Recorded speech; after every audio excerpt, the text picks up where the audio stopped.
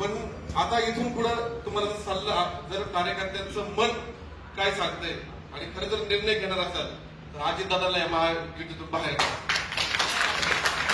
अन्याय केला त्यांनी सुभाष बापूंवर, अन्याय केला राहुल दादांवर, अन्याय केला योगेश अण्णांवर.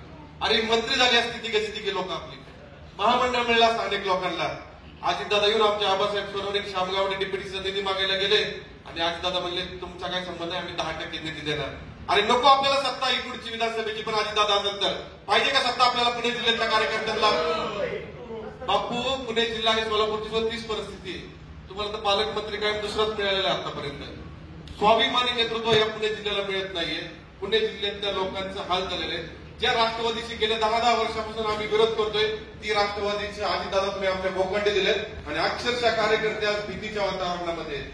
कशासाठी घेतलंय?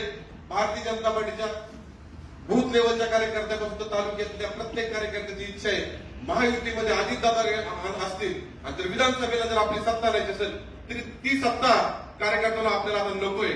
काय करायचं? अजितदादासाठी सत्ता नाहीची, तिथं त्यांनी पालकमंत्री होते, तिथं बॉस व्हायचं, तिथं आदेश द्यायचे आणि भारतीय जनता पार्टीच्या कार्यकर्त्यांना चिरडण्याचं काम करायचे.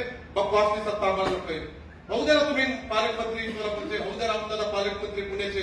आणि त्यांनी पक्ष वाढवलाय कार्यकर्त्यांच्या आंदोलनाच्या, आमच्यावर वीज बिलाच्या विरोधात आम्ही आंदोलन केलं, त्याचे गुन्हे आमच्यावर दाखल आहेत. रस्ता रोको आम्ही अनेक वेळा केलाय. आमचे संदीप बाप्पा मोडवे अनेक कार्यकर्ते या ठिकाणी भांडत असतात, लढत असतात.